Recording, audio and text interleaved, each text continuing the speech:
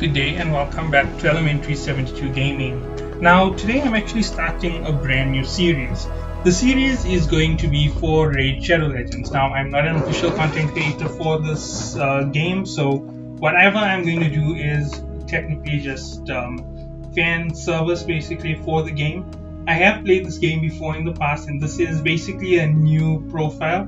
I've been working on something for this profile since I reached day 26 when I got my second 60 champion. Now, I have to rate this game overall, and some things to note, right? So the first thing is playability. It's very automated. There's not a lot of steering that you do, and when you steer, you generally don't find it rewarding because it becomes time wasting over efficient on time. Like leaving it in auto like this here will take me 6 minutes maybe to complete this fight, while turning off auto and going manual on this fight will take me somewhere near 20 minutes, and overall in the 20 minutes I might not even match what I'm going to do in the auto state because everything is RNG, and that is one of the things that I can complain about in terms of Raid. And when I say everything is RNG, I mean it. Literally, the debuffs from the boss are RNG. The forward assaults from my champions are RNG. The hit percentage rates are RNG.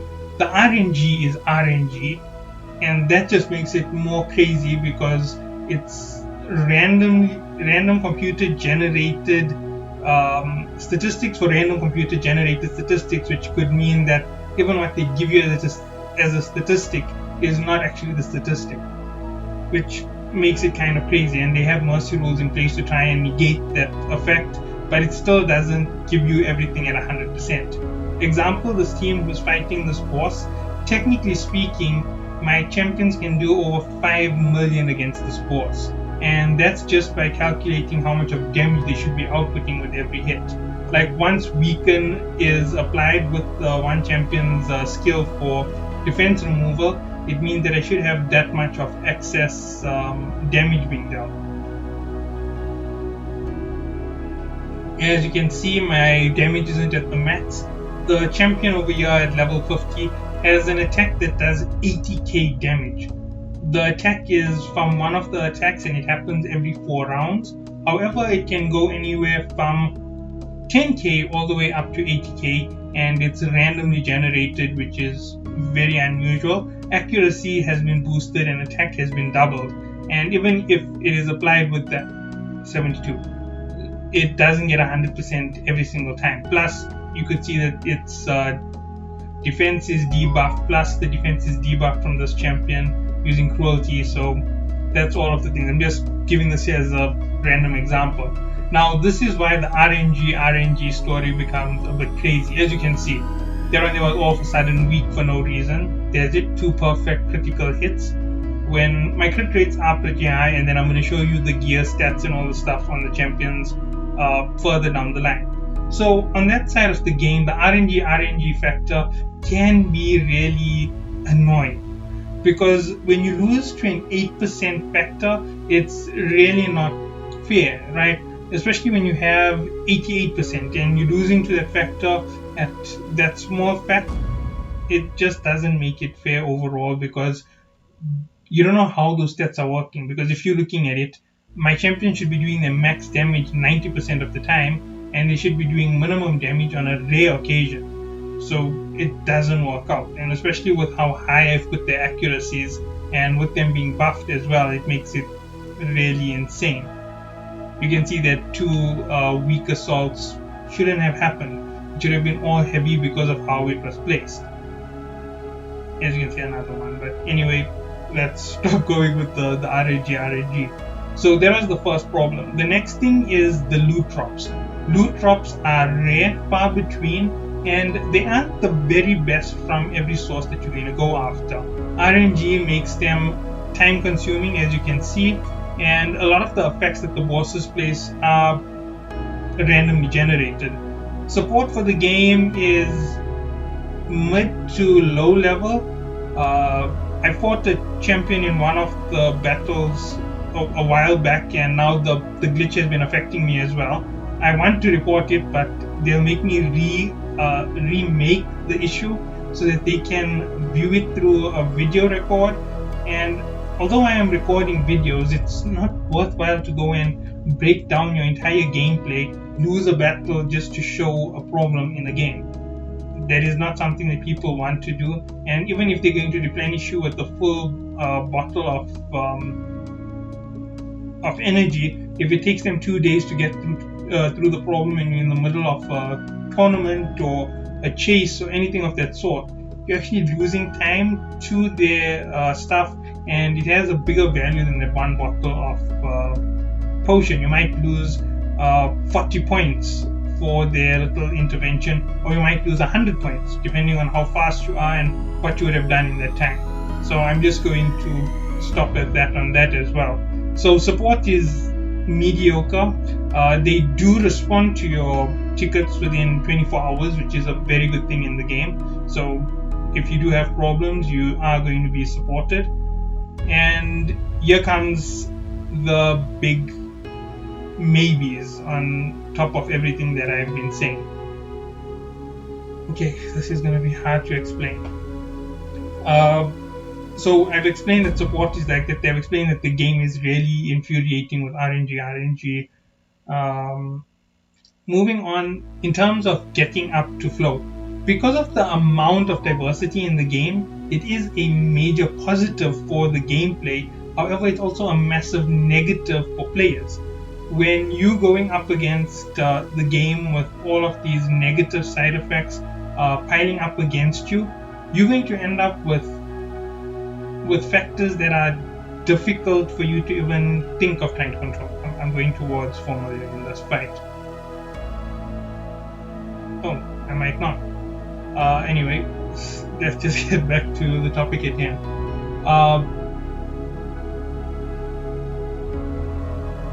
I talked about gameplay, I talked about support. Oh, dead.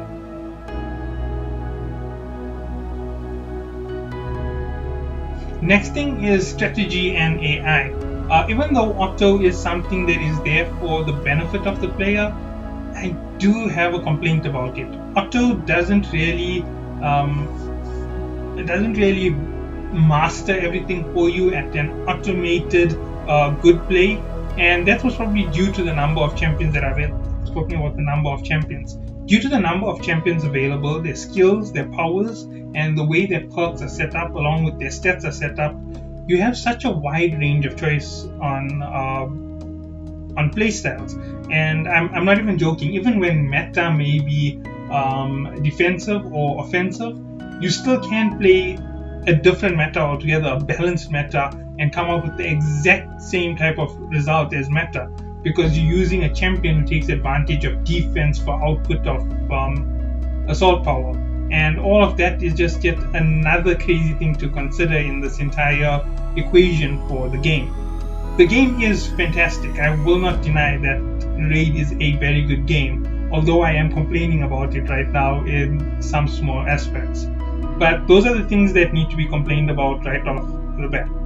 Now, the next thing is this game is a major time sink, as is any other RPG in this league, but it is also multiplayer. So you could call it an MMORPG, although it doesn't have the free world aspects. It doesn't have as much of the player versus player and player assistance and player aid and integral relations between individuals, except for Clan v Clan, which is a tournament which is held once every week or once every 2 weeks, depending on your clan, or even 3 weeks or months. All depends on your individual clan and how they're going to play and how much of activity you have or how many members you have. So yeah, that's the first thing to lay on with regards to Raid. The next thing to talk about when it comes to Raid is the amount of opportunities when it comes to playing your style. Now, a lot of people are going to start the game and they're going to rush to get into meta. Meta doesn't always help you in the start of the game, to help you in the end of the game when you're doing things like,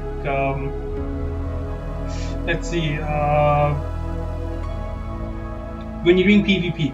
PvP high-end meta is going to be king, right? General is going to be king. If you can find something different to change the meta on your own, that is the whole thing about it. And everybody else will start following after you and trying to copy your build-outs. The other thing is that meta is generally very easy to follow against making your own custom build, because custom builds are quite a difficult thing to handle, especially within the scope of this type of choice. There's factions. Each faction is going to require at least a 5-man super team from you. So you're going to have to be able to hold 12 times 5, that's 60 heroes to hold out all 12 factions. If I'm correct, there's one more right now, or is it 12 with that faction? I'm not 100% sure on it. So yeah, that's another thing for you to consider. Let's see, what else is there that I haven't yet spoken about with regards to the game so far. And this is just the reviewing of the game before I even get into the nitty-gritties. The nitty-gritties will be their own video. I intend to go through this game piece by piece, and this is just the backdrop for the first video. So let's see. Controls. You really don't have control over your champion. Your order of assault and your order of attack, they don't really give you a way to control it.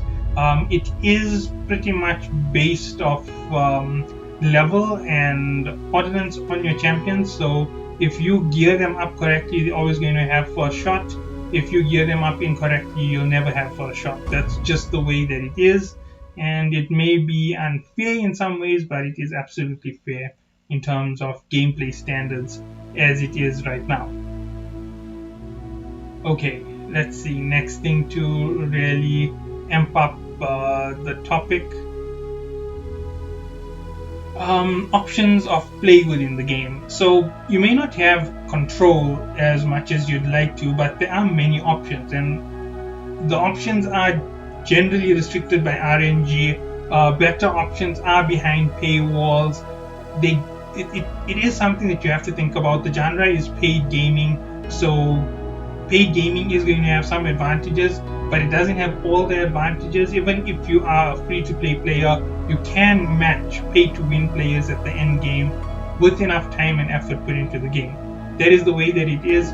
I'm actually pretty much a unique case because of how I climbed up, because I understood the mechanics of the game, so I manipulated the way that I climbed up in rank so that I can improve my gameplay at an alarming rate. And for that thing, I'm going to show you it as soon as this fight is over. It's almost over. There's 3 champions to go down. He should have them down in the next few seconds because he just recovered and they don't have a chance to. There we go. My big defense is gone. They'll knock out all 3 of them within the next 3 hits.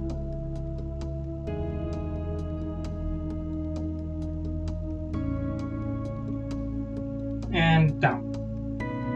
Right, there we go. This is complete. This is the Demon Lord normal. As you can see, that is the team that I'm using. It's not the best team. If you're looking at the power, it's ridiculously high and it's a very poor return rate. Now let's get into the big audience chamber, so to speak. Okay, if you're looking at everything over here, this is the Guardian Ring. It used to be the Sparring Pit in the past, but they changed its name. And this here is new to me, the Altar of Souls. But let's start off with the most important thing, the mine. The mine will give you 5 gems per day. That's its standard generation and that's its capacity, 5. If you level it up 3 times, that's 1,500 gems. It'll give you 15 gems a day. Now, for 1,500, you're receiving 15. That's 100-day sacrifice if you're counting just from doing it on its own. It seems like quite a heavy burden to bear. Oh, I forgot I had a ton of things that I collected from CVC.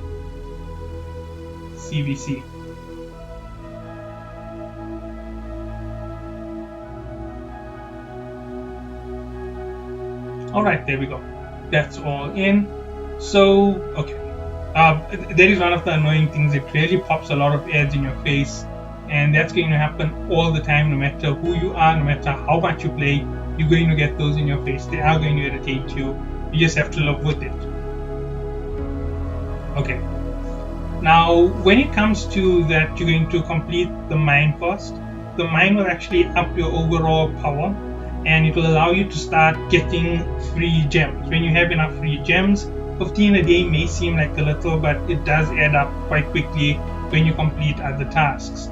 One of the most important things to do is come in here where you get progress missions and keep chasing the progression missions. You're going to see that they're going to start getting difficult. Like you're going to see this here, it will tell you to open the keep.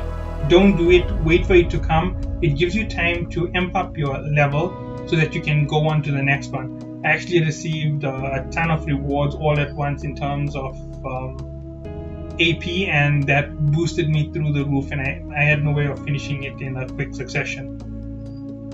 So you do that thing and you keep climbing up with this entire setup. It's going to pull you right through until you reach the end of each leg. As you can see, most of it gets completed before you even reach that point. And when you reach the last one, as you can see, this one here says Fused Relic. This is at the end of the third, and it will give you 2 legendary books. You're going to get a legendary champion to start with, so that's going to really buff you up. Okay, so let me stop babbling there. Okay, so in terms of the next thing for you to do is opening up your market. There is a simple reason behind it. If you keep opening your market, eventually you're going to have all 12 slots available to you. Picking up simple things like mystery shards and ancient shards are going to be something that you're going to go for all the time. You can see that there's something I'm just going to do. I'm going to open up more slots, pull myself all the way up to 80. The reason for the 80 isn't anything special. I just wanted to add it to the number of slots I have. As I said, in the end, you're going to need 60 slots just to hold up your gameplay through the factions. And this is where the faction wars are. If you count it, let's go 1, 2, 3, 4, 5, 6, 7, 8, 9, 10, 11, 12. Oh, there's more. 13, 14, 15, 16. So there's 16 factions by mistake.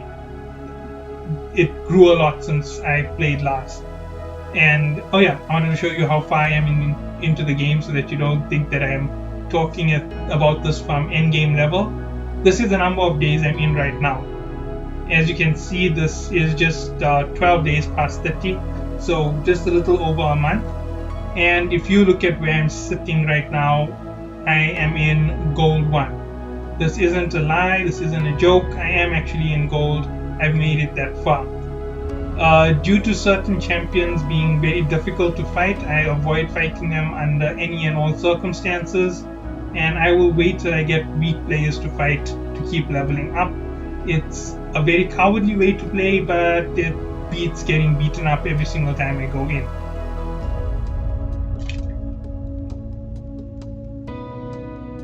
Okay. So there are some other things that need to be mentioned when you play Raid.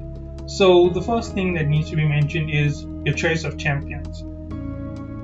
Your original choice of champions is going to give you a support, it's going to give you an assault, it's going to give you a defensive champion, and it's going to give you a secondary assault champion. And you're going to get 2 AoEs, 1 supportive assault, and 1 healing support factor champion. Although I don't believe that War Priest is support. This is another champion you're going to get early on, attack, and he's also attack. Although I think Crusader is more defensive than offensive, but that's just my own opinion. If you look at my top 3, this is actually the team that I use all the time. I have 1 defensive, 1 full support, 1 full attack, although this one is still rare. I'm actually waiting for an ultimate Galak. That's my choice of player, and I don't have anything to put in there. That's how come that slot is empty. I've actually farmed a lot to try and get it. The next one is another attack champion. If you look at it, this champion's gear is different from the others. That's because I chose a different set for it. Bolster protects 30% HP, ally shield for 3 turns, heals wearer by 10% every turn. This plus this was a good combo, so I decided to use it for this champion instead of waiting for something better to come along. And I paired it up with speed because speed was some of the best gear that I had. And looking at the next one, this is an attack champion. If you look at the overall stats, the HP is quite high over here. the attack isn't extremely high, and that's because I don't have the best gear for this champion at the moment. All of my top slots are 6-star for this champion, this champion, this champion, and this champion, although this one here has already moved down to the 2nd level. I am going to be changing some aspects of this champion around in the future, but that's for another video when I explain where you go with your parts. Okay, so talking about it, this is just your first start, and when it comes to getting your start gear, I'm going to suggest going with the gear that you're receiving for each of those champions. You're going to go with whatever you get for the start. Make sure that you're going for sets. If you have a 4-piece set, make sure you have a 2-piece set with it. Don't go using 6 items from a 4-piece set because you don't get any extra power with it. With this, for example, I am getting a 30% heal with 15% attack. It is a good combination because I'm increasing my heal with my secondary set, and that is really improving my overall gameplay for this particular set. But it isn't the very best. If you look at all of these, they all have that exact same effect, and then you come here and you look at this is 1, 2, 3, 4 effects with only 2 sets of armor, and that is exactly what you want. You want 4 to 5 sets of perks, you want 6 sets of perks if possible, all that complement each other correctly. These actually complement each other because this here reduces the amount of damage she's going to take, this here increases the amount of HP she has, and this heals her by 10% every turn. So if you count this all together, she's near 25,000 HP. I said near, so it's not exactly 25. Some of you may calculate it out to be just near 25,500. That's the actual figure, and that'll mean 2,500 health gain every single turn. That is a very good health gain. If you're looking at her attack, it's a little bit low, defense is a little bit low, but I've bolstered her up overall. And as you can see, accuracy is 136. Accuracy over here is 75, 57, 70, and over here it's 75. But this one here is 136, so it generally is very high. Resistance is another effect that you should be looking at. The higher the resistance, the less amount of debuffs your champion is going to take. Now, for your early game, getting the perfect substats isn't going to be easy. In the start of your game, it's all about climbing up as high as you can go, and then you're going to start looking for perfect gear. So this is my general suggestion when it comes to playing the game from the start point. And remember, this is just a general suggestion. You complete normal, and you're going to take your attack set, and you're going to take a vampire set. This is going to extend the health pool on your champion by 30% of their damage output. So the better your gear, the better it is. So let me just show you what normal gives you. Normal at this level is limited to 3-star. 3-star is the best that you can get. If you can go and look for your 3-star gear from the very start, do it. Farming it is quite quick and easy.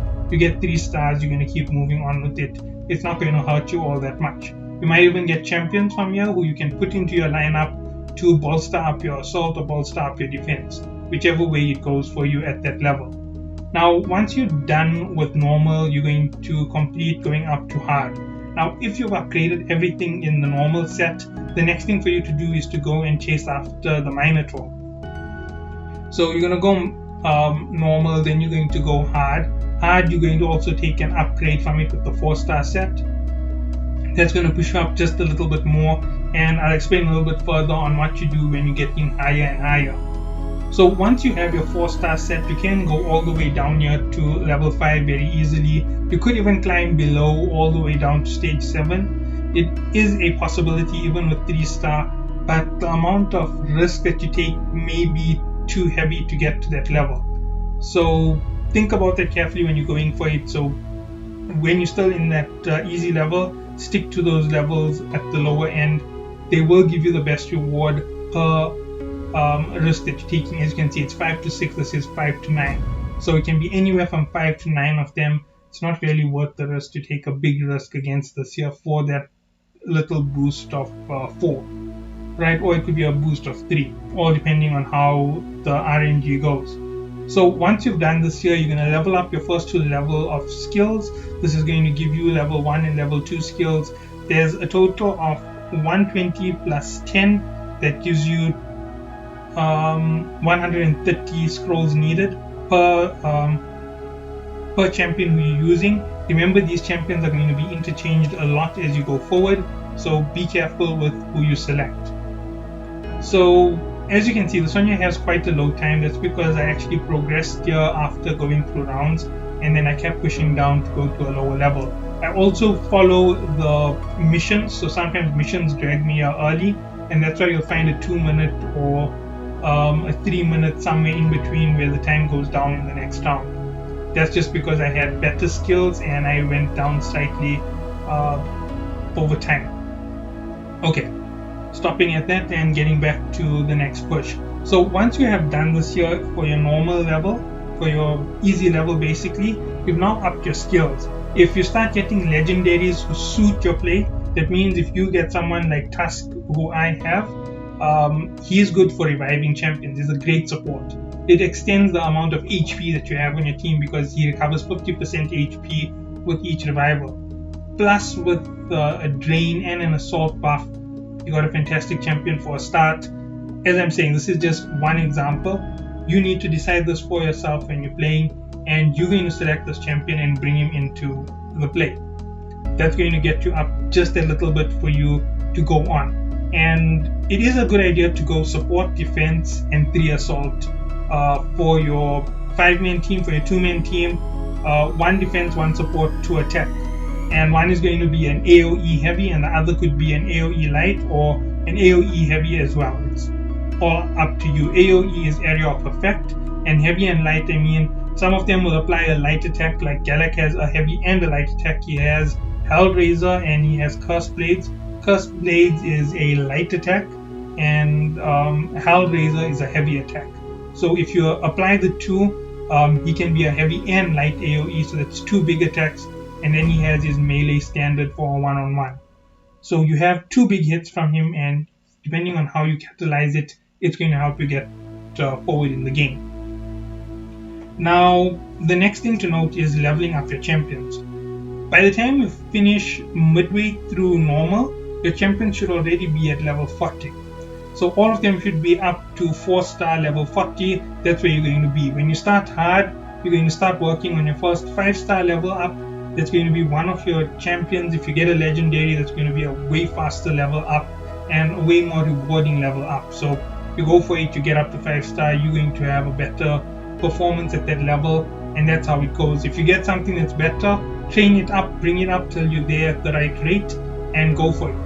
Farming campaign is one of the fastest ways to level up, so make sure that you farm in the right levels and at the right pacing. Remember, depending on your team composition, you might not be able to complete 12-3 every single time with the victory, but you could be able to complete 11-6 perfect every single time without losing all your champions. So that might be the option for you. The next thing is the special gear that comes from these castles. The special gear is absolutely phenomenal. The problem is the amount of RNG that you're facing when you go after anything. Savage is one of the best that you can get. Ignores 25% of enemy defense. If you have good stats on your weapons, just doing this here will be worth it, even though you're knocking off other perks for that there. Crit damage, another fantastic one, as you can see, plus 20% crit damage. Frenzy, okay, that there isn't really the best. Let's see, Fury, no, not really. Okay, so from all of these, I'd actually go for the crit and the Savage. Stun could be useful for you if you're having a tough time with certain champions. That's all up to you. As I said, it all depends on what you're using. Oh, shield sets are also quite good. 30% ally shield. Ally shield with 3 turns, you know, it's quite a good one. It does afford you a chance to stand up in arenas. So as you can see, there's so many options just from this one place, and you just stand 1 chance in each of your rounds, and that's 1, 2, 3, 4, 5, 6, 7, 8, 9 with just one option of 1 or 2 star. this isn't worth it, this isn't worth it, this is most probably worth it, this is worth it, this is worth it, but the level you need to complete the stage is crazy. As you can see, for me, as I stand right now, I can climb in the Doom Tower, but I can't get past 3-5 easy. So yeah, these are just crazy to deal with. They're really difficult, and they are going to offer you quite a bit of difficulty. This is something that you have to do. There's no option on the Spider Den. You have to keep climbing the Spider Den and get as far as you can. This here is too much for me to handle. 20 minutes per run over here. It's way too difficult. It's too long. It's inefficient. I would be better off doing stage 9. Once you reach a higher end in the game and you don't have excess AP, when you have, like, say for example, just enough to do this here, you can run through it on a cycle of auto and leave it to kill time. Or if you have 5 or 6 return assaults, you can do it on this here. You'll recover quite a bit of AP by the time it's all over, and it gives you time in between doing other tasks. So if you need to go out on a drive or anything and you're playing it on the computer, set it up on auto, quick and easy. These are just some of the basics for you to handle. Dragon is quite easy to kill, however, just like I said with the other one, way too many things to look at. Although these drops are way better than what you're going to get from any of your standard missions, it's not really worth it. Same thing over here. These are fantastic pieces of gear.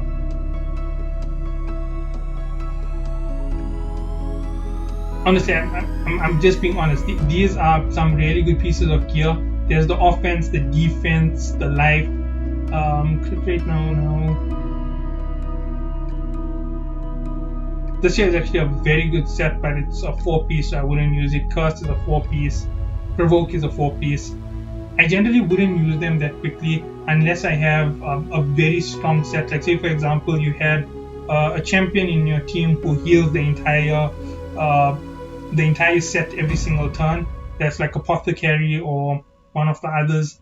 You definitely go for a different set. Apothecary is a very good rare champion for you to get in the early game. Now, as I showed you, that's just one of the things that you can do. And Arena and Tag Team are also another important one. Oh, it's actually showing where I am.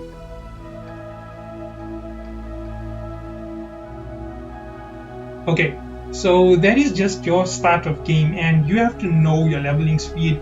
You have to know what you're doing. In terms of the Tevin, you start off with 40. You're going to want to improve to 50, 60, 70, 80. I should already be at 100 to be honest, but I haven't been interested in over expanding at the moment.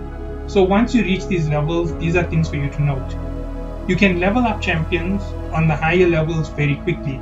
So in the early game, you might want to use your commons to boost up the levels of your rares quickly as well, because they're quite cheap to use as a XP boost. As you can see, I have a ton of blues over here. I actually had over 300 of each blue at the start of this week, but now I'm down to this. That's because I use it quite a bit for leveling. You're going to see that some champions are easy to... Oh wait, here's Apothecary. I didn't know that I had him. Oh yeah, I can show you. Heals a target ally by 35% HP. This heal can be critical. As you can see, this here increases to a 50% heal, and that can be a 2-turn heal. Makes it a very, very powerful ally to have.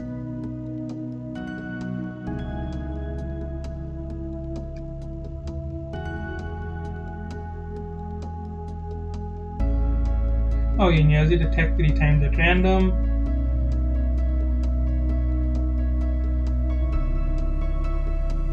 One, two, three, 4. Yeah, as you can see, these are just your basic assaults and how they're being added up together. So this is one of the best champions you can get early game. I didn't know that I had him, to be honest.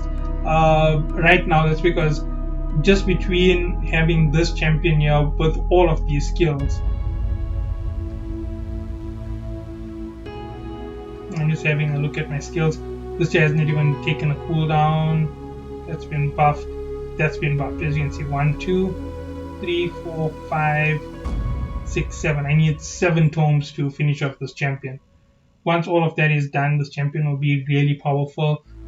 With an improved shield, this is going to be incredible. With an improved assault over here, the debuff is going to be applied at a higher rate. This will be 100% on any legendary champion. So yeah, that's a fantastic one. Okay, so let me just stop going on with those. Now you have to understand that your skills make a difference. Like I said, the Apothecary, a 50% heal every 2 turns is going to be unbelievably difficult to beat. If you have him with gear that's going to give him extra turns, that means your health is going to stay heavy on your team and it's going to be hard to get through them. Provided you have enough raw HP on him and enough raw defense, he's going to be very difficult to take down, and it's going to take a lot of effort from other champions to pull him down. That's maxed. This is maxed. Okay, let's stop going through that anyway. Now, if you're looking at my champions, I eventually started rounding up legendaries at the top, and there is a reason for this here. That's because I decided that I wanted to go double support, but I then chose to not do it in the end, and this is the reason why. Double support would mean more recoveries, and it would be better for certain battles, but the only place where it would make a difference is where you have 5 players, but more offense was better than more defense, and reviving champions was perfect with these 2 in the front, and having a third added to it wasn't going to help me. Maybe if there was more heals applied, it would be better. This hasn't applied for me in ages, so I don't know what to do with it, and that's just the thing about it. If I can't get it, it really is not the best idea to go after the champion. So that was the whole thing with that section. I went after it, I followed up to a certain level, and then I stopped, although I'm still using the champion in Tag Team Arena because it's a really helpful champion to have. Okay, so that's just the basics on how to play the game. Now, obviously, this is just the bare bones, and I will get into other stuff in another video in the future. So catch you all then, and have a good day.